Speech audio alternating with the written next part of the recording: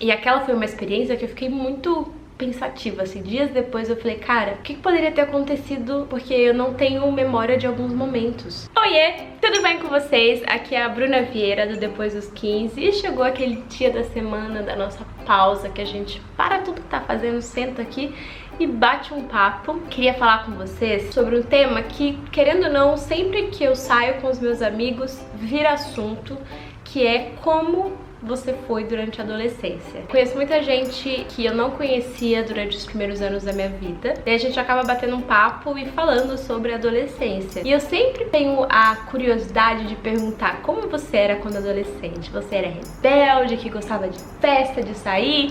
Ou você era tipo eu, assim, quieta na sua, que ficava no computador, ali no blog? E eu parei pra pensar como, no meu caso, eu fui viver experiências da adolescência um pouco depois, por conta do blog, por conta do meu trabalho e tal. Mas como foi importante pra mim descobrir o meu limite de algumas áreas da vida. Seja relacionamento, bebida, festa, coisas que a gente vai viver em diferentes fases, mas querendo ou não, a primeira vez que acontece é durante a adolescência. Uma conclusão que eu cheguei depois de conversar muito sobre isso é que se não acontece durante a adolescência, vai acontecer em alguma fase da sua vida. Então não adianta você ficar adiando, com medo. E tem uma coisa muito poderosa sobre passar por experiências, que é você se conhecer nessas situações. Até tem uma frase em inglês que eu postei no Instagram esses dias que fala assim: You can be very wild and still be very wise. Você pode ser muito selvagem, muito vida louca e ainda assim ser muito maduro. Porque quando você conhece o seu limite, você sabe até onde você pode ir, até onde você é você. Então quando eu paro pra pensar e faço uma retrospectiva em momentos da minha vida que eu vivi aquilo e falei, eu nunca mais quero viver isso, isso me dá uma certeza, uma propriedade pra falar sobre aquele assunto, pra quando me vejo indo de novo pra aquele caminho, falar, putz, não, já fiz isso, eu não quero mais. E muitas vezes o que a gente faz quando tá vivendo situações difíceis e tal, é pegar tudo aquilo, fechar num potinho e falar, não, vou fingir que não aconteceu comigo, eu vou esquecer. E eu não acho que é isso que a gente tem que fazer com momentos malucos ou coisas que nós não gostamos. A gente tem que ter isso, guardar isso como se fosse um aprendizado, sabe? Óbvio que tem níveis e níveis de momentos muito loucos, mas na minha experiência, das vezes que eu me vi indo muito longe de algo que eu percebo que tem ou não a ver comigo, eu falei, putz, calma, isso não é pra mim. Então hoje, como uma pessoa adulta, quando eu tô numa situação que eu lembro daquilo, eu falo, não, isso não tem. E eu falo com certeza, com propriedade, porque eu me conheço, porque eu me deixei viver essas coisas. Tá confuso? Eu vou explicar pra você.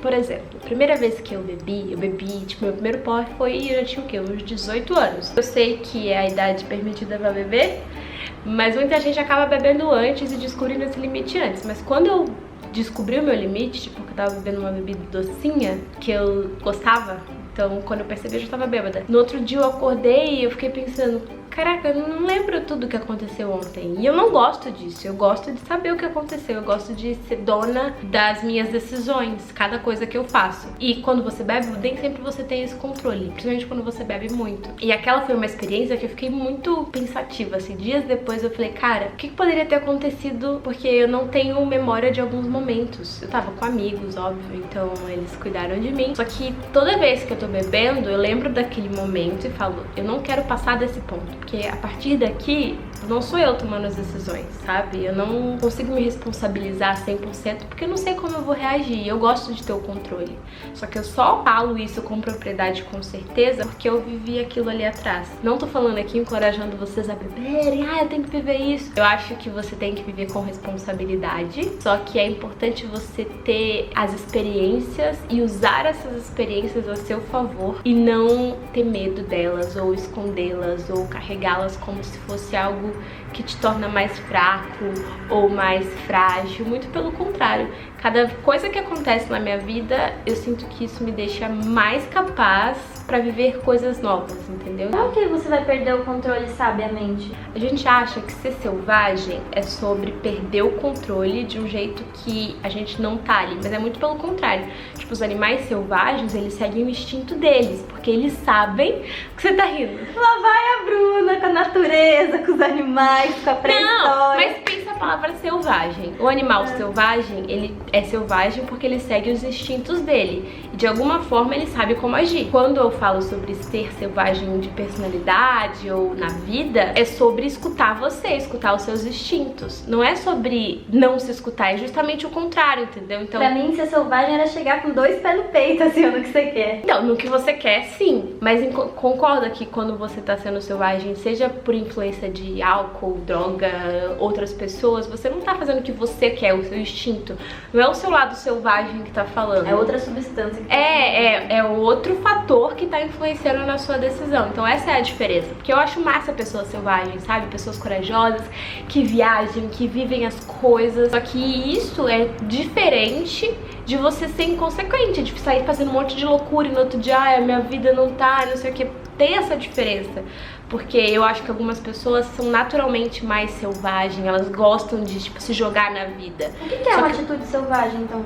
Depende da situação. Você pode ser selvagem no sexo, você pode... Mas tô falando selvagem é tipo, surgiu uma oportunidade de, sei lá, viajar com a minha prima pra praia, mas não foi planejado. Será que eu vou? Será que eu não vou?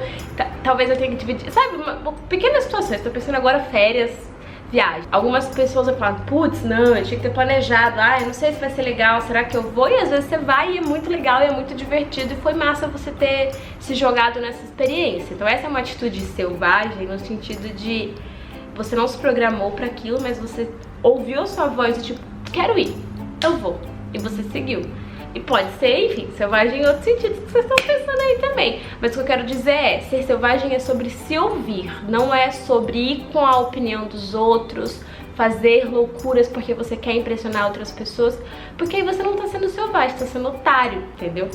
É diferente. Quando você é adolescente, quase sempre você vai no flow, porque você quer impressionar aquele grupo, porque você acabou de começar a fazer parte daquele grupo. Com o tempo, assim, você vai tendo essas certezas, você usa essas experiências, até do deu certo ou não deu certo, pra tomar decisões certas, se baseando no que você sentiu, no que você viveu, ou no que alguém te contou que viveu. Isso também é uma capacidade que eu acho muito foda, assim, de pessoas que sabem ouvir. Porque alguém te conta uma coisa, fui tal festa, aconteceu tal coisa comigo. Pra algumas pessoas entra no ouvido, sai no outro, tipo, eu tenho que viver a minha própria experiência. E para outras pessoas não, levam aquilo em consideração. Vale, tipo, a opinião dos pais ou experiências dos pais. Quem consegue fazer isso, ouvir e absorver algo que faz sentido, consegue amadurecer mais rápido. E é uma vantagem muito grande pra vida. Não, tipo, perder a graça da vida, mas algumas experiências você não precisa errar, você pode ouvir o erro do outro e levar em consideração na hora de tomar sua decisão. Que viagem louca, né? O café tava bom.